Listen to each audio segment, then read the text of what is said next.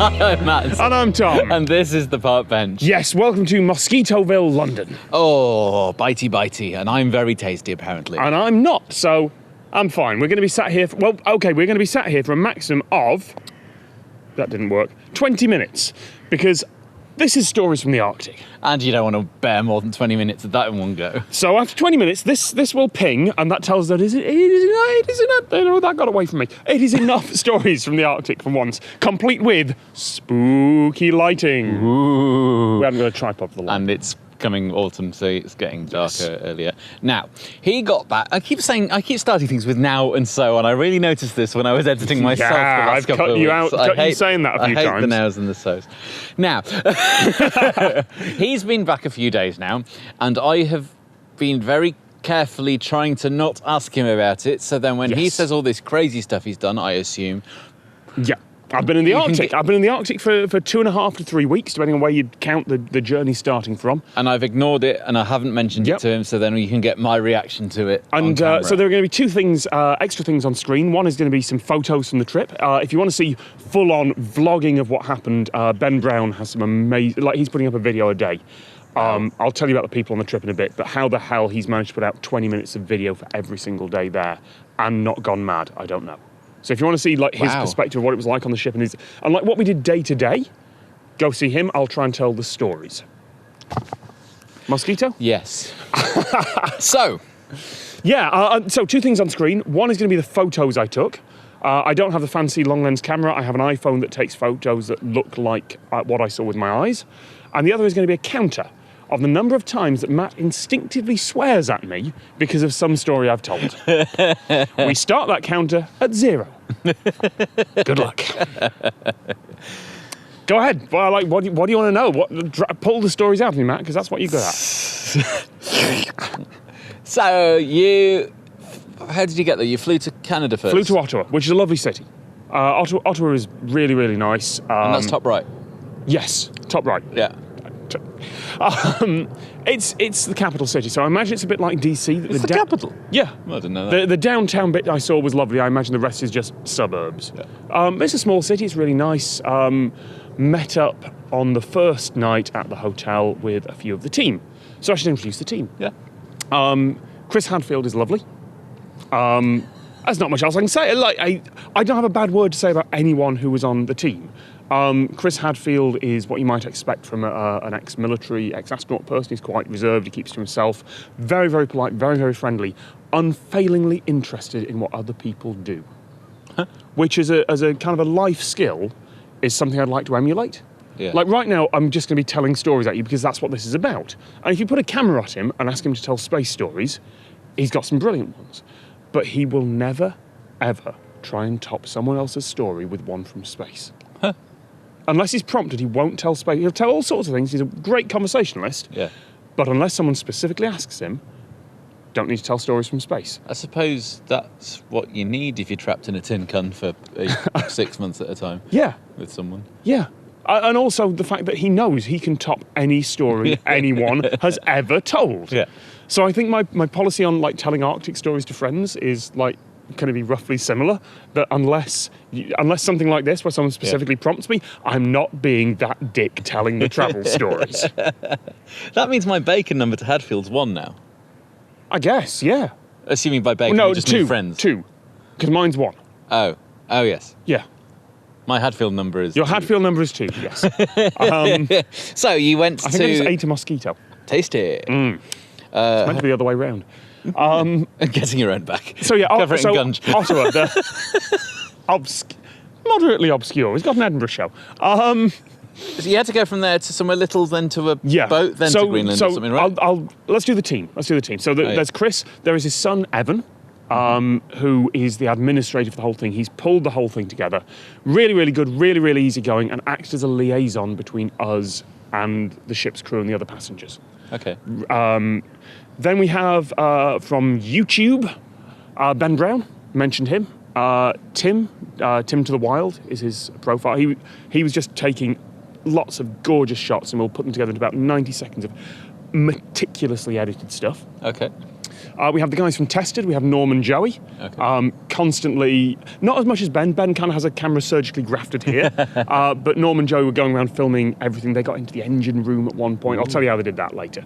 That's the YouTube. And Vivienne, who is half YouTube and half photography, takes gorgeous, gorgeous night snow shots of New York. That's kind of her thing. So for the Arctic, yeah, absolutely a shoo-in. Other photographers, Simone and Paul, both have different styles. Simone takes portraits, lots of colour. Paul is a bit more, I think, landscapes. Cool. I've clearly missed someone. Danny's, have I forgotten anyone? Chris, Evan, Vivienne, Simone, Paul, Norm, Joey, Ben, Tim. Danny, you just said. Danny. Have I said Chris and Evan? Yes. Well, then I'm missing two. I'm missing me. Oh, yes. I'm definitely missing someone. I'm going to feel terrible about this, but you know where it's going to appear. The person that came with Ben Brown. That was Tim. Oh. You know what's going to happen? It's going to be in Rainbow Comic Sans with an apology. Yeah. So it was half video people, half photo people? And a musician. That was Elmo, the writer. I was going back. Yes, Elmo is lovely. I'll tell you more about her later, because stories. But the weird thing is, over 3 weeks on that boat, there was no one that seemed to get on everyone else's nerves. Wow. Yeah. That's picked particularly well. Evan did a great job of curation. I know there's the old saying, like, if you don't know who the arsehole around the table is, it's you. And I think a lot of us were worried that we were the one. And I still am worried that I was the one. But as far as I can tell, as far as everyone said, yeah, we all got along. So yeah, the first night, went out in Ottawa, it was really weird. And that whole arsehole thing, it's not exactly like you're going to get invited back. Exactly. It's not something you can be invited back to. So, so Ottawa. Ottawa, I'm in the lobby of the hotel. My roommate is Danny Michel, the musician. We didn't know we were actually rooming in the hotel in Ottawa as well, so that was a surprise to both of us. Him, Chris and Evan, I am just going to call him Chris because he's Chris. He's Chris. When you spend 18 days with someone, you're not going to say their full name. And Elmo still felt weird. And Elmo, the writer from Australia, ended up in a bar in Bywood Market in Ottawa having a conversation and a meal. And there was this sort of, right, this is normal now. This is normality. This is what we've got to get used to. Yeah. Right. We've been going about 10 minutes, so we haven't even got to the ship yet. This is going to take a while. We fly out. We fly out to somewhere little on a charter flight. So the entire flight is taken up with only the people who are going to be on the ship. There are 93 passengers in total. Yeah. About 60 of them are joining for this leg. Another 60 will be leaving on the charter flight returning to Ottawa. Okay. So it's a bit of a swap. Mostly... not entirely, but mostly rich, elderly, retired, and from the Commonwealth or from the US. That's kind of what I would expect, well, because it's an expensive, very expensive... $25,000 a berth, and that's if you're sharing with someone else. If I was paying Yes. $25,000 to go somewhere on holiday, Yep. I wouldn't really want to be sharing. Yes, and in You that can case... do a round-the-world trip and stay Yes. in 5-star hotels for that. We were all aware in our group that we had got a heck of an opportunity here. Yeah. Essentially, the expedition, so Quark Expeditions, which I probably haven't mentioned as much as I should in my videos. I should actually explicitly give them a shout out in the next one. Quark Expeditions essentially came to Chris Hadfield I still can't say Chris in a sentence like that, a few months ago, saying, we will pay you to be a talking head and attraction on our trip. And he said, I don't really do that. That's not what I can do in my position. But instead of a fee, can you give us 12 berths? Huh. And this is what came of it. Right. So yeah, the expeditions company were lovely. I'll get to that. We land. We land in Kangerlussuaq in Greenland. And this is where we start having photos. So yeah, charter flight, mostly rich, elderly, retired people. Not entirely, a couple of lovely people who didn't fit that demographic in there, who seemed to become honorary members of our group, which was lovely. Landed in Kangerlussuaq, which is just a airport in the middle of nowhere. It's the driest part of Greenland. The US built an airport there. There's a tiny little village. We get picked up by a bus. Bus takes us to a dock. We step onto, rather than having to wade through the beach, over the beach as we did later, step into a Zodiac, which is a rigid inflatable boat, professional level rib boat. out to the Captain Klebnikov. It's a hell of a name. It's a hell of a name. Ex-Soviet, now Russian-flagged, icebreaker. And it's basically like you've taken a big wide boat and you've stuck a housing block on top of it. I saw a picture of that. It looks like a cube on top of a boat. Yes, it is. Icebreakers do not have to worry about being aerodynamic. No, They don't have to worry about a lot of things. That's why it doesn't look pretty, because airflow makes things look pretty. Looks gorgeous, makes it look fat. No. No, it can just be a flat. It's got a flat front. Yeah. Its job is to move stuff out the way. It doesn't care about it. Just boom, blast through. And it's really strange because it's a combination of this Russian architecture, Russian design. The outside is all mesh steps and paint and industrial paint. And when we come back from an expedition, our rubber boots, our muck boots as they're called, get sprayed down by a Russian with an industrial hose to take the mud off them. And then you get back in, and yes, the rooms are small. They're about the size of my flat. You know what that means. And there's two sharing. And they're small, but they are essentially a luxury hotel. Oh. Because people have paid $25,000 to be there. Yeah. So there is a hotel team. We get in there, and it's like, well, there's a bed and there's a sofa bed. And I'm like, all right, we've got to work out how to change the sofa bed. No, during dinner, someone came in, turned down both of the beds and left a chocolate on the pillow. They must have a chocolate cupboard. Yes, they do. Yes, they do. Because you're at sea, you can't nip out to Morrison's and get another chocolate. They loaded 20 tons of food at Kangalussuaq, and that was only the fresh stuff. All the supplies had been loaded way back in Russia when they started their journey. Oh, wow. Yeah. Oh, so it starts in Russia. It was doing a full circumnavigation. And you joined it for a little mosey We joined it for 1 quarter. Up the west coast of Greenland, up to Tanqueray Fjord, 81 and a bit degrees north, and then across to the east end of the Northwest Passage. Cool. Yeah. So yeah, that was getting there. It was so strange because we were expecting, to be Russian icebreaker. There'd be a cafeteria. There was someone doling out. No, because people have paid $25,000 to be there, and it turns out that 90% of the cost of feeding people on a boat like that is getting the food and the supplies there. Making the food really good so that the crew are happy and the passengers want to order again is not that much on top of it. Yeah. You okay?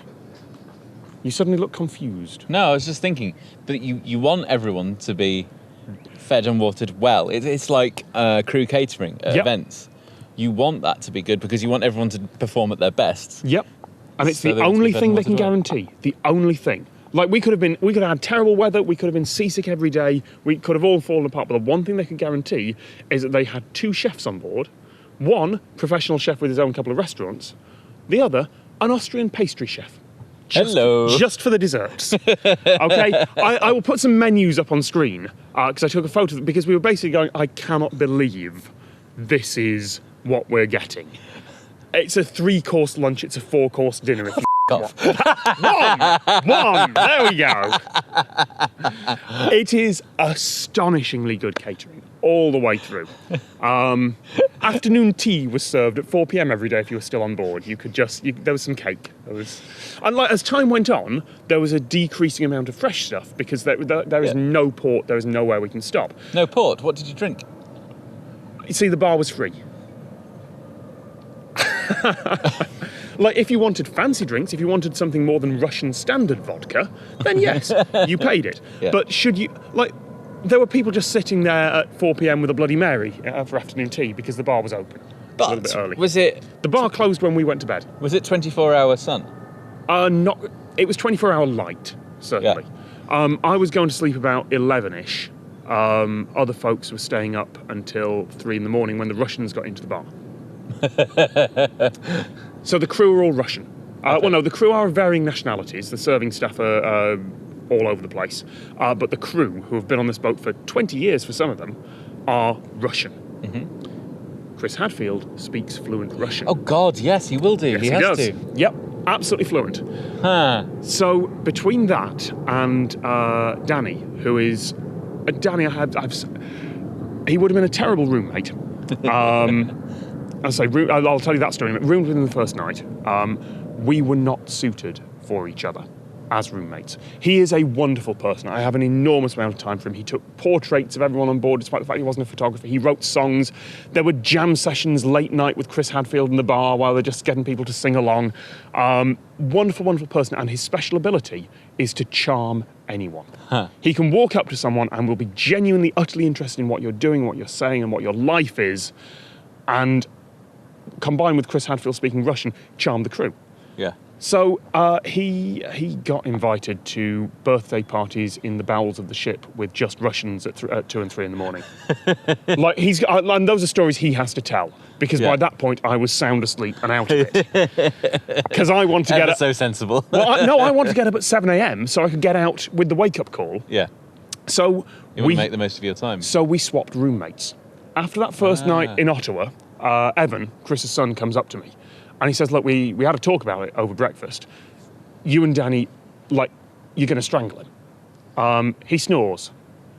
He leaves an enormous amount of stuff everywhere in the room because he's got to turn his room into a recording studio on the boat. Like, he's writing an album. He's recording an album out there. He's going to stay up late with the Russians, and then he's going to sleep in and be annoyed by the wake-up call. Yeah. We should swap roommates. All right, who am I rooming with? He says, you're rooming with my dad. Off. 2!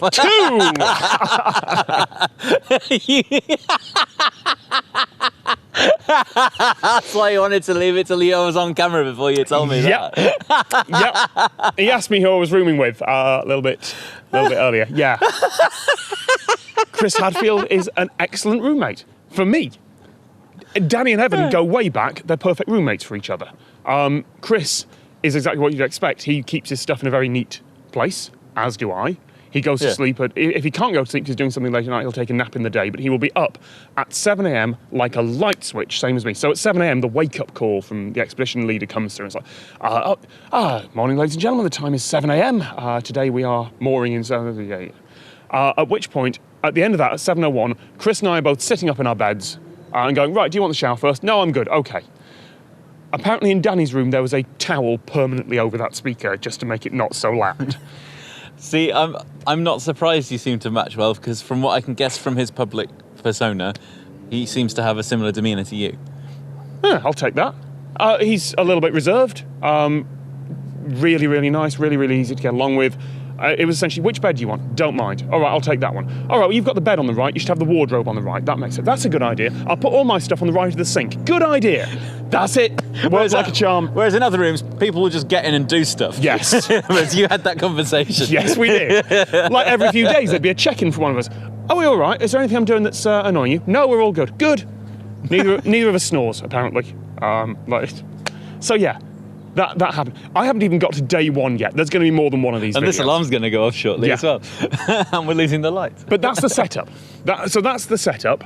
I am rooming with Chris Hadfield, who is an excellent roommate, on a Russian icebreaker that is setting off from Kangerlussuaq on the west coast of Greenland. And we are setting off, and it is a small community. There's 150 people on board if you include the staff, 93 passengers, 12 of us. And after a while, you just got used to every face. There were no new faces. Yeah. Was there sort of were you on there as another, participant in the voyage, or were you like there as a performer? Was there a separation between the paying guest and you, or? Depended on the paying guests. I was not there as a performer. Quark Expeditions... You just happened to be there on the same trip, Quark Expeditions said that there were no requirements on me whatsoever. I haven't signed anything. I'm not required to mention them. They were lovely. I am doing. But there was no requirement on that. Chris did his standard, this is space talk. This is what I've been through. This is what I think life should be in the future. On both personal and professional levels. Mm-hmm. He did all that. He also did it in Russian for the crew. Of course. Why not? And him and Danny did some shows in the ship's bar. There was a bar, because of course there was a bar. There's a lounge, there's a library, there's an auditorium. Auditorium? Wow. I'd say there's some raked seating in what used to be a big room. But yeah. But there were no requirements to perform. That said, everyone on the tour, everyone from our group did 5 minutes at the recap at the end of each day. Different one each day, saying this is what we do, this is what we've done. And I took one of those first, actually. And it was the video I've just put up. The video I put up on Monday from Kanak. Yeah. And it told a story, because I was getting a massive case of imposter syndrome by this point. Because we're several days into the voyage. Because you're sharing a room with someone that's been to space many times. No, not because of that. Oh. Because Ben Brown has been up with his drone. Oh. He got shots of Wales from above, not the country. I saw your face. He's got amazing shot. Norm and Joey are getting incredible footage from everywhere. People are taking photos. I'm like, well, I haven't done much. I've got an iPhone and your Osmo. Thank you very much for the Osmo, by the way. That's all right. I'm like, well, I haven't. And it turns out everyone was thinking this. Everyone is surrounded by people who are kicking their arses at various skills. I'll wrap this story up, and that's number one. Who's kicking their arse at all sorts of things. And then I rock up at one of the first recaps, and I present the video from Kanak, which is finished. And everyone's like, oh, he's got a thing done. We've got a load of footage. He's got a thing done. Yeah. And it turns out that was my moment of kicking ass just briefly. And everyone got that. Danny went, oh my God, I haven't written any songs, I haven't completed anything yet. Didn't matter. He was kicking ass by talking to everyone, and making friends, and eventually getting some of the Russians to sing on one of his songs. So that's the people. That's the boat. That's a bit about the crew and getting there. Next time I'll have to tell you about the adventures. And I think my count's at 2. Your count's at 2. We're going to hit stop and then record and carry on, because that's how YouTube works. I was feeling guilty about being the one who's monologuing here. And I was, you've had like 3 weeks. Yeah. You've had 3 weeks. Hi, I'm Matt. What the hell was that? What? Made you laugh. Shall we carry on? No, just let's do that again. I have no idea what you just said. I probably can't even broadcast it. No, you absolutely can't broadcast that.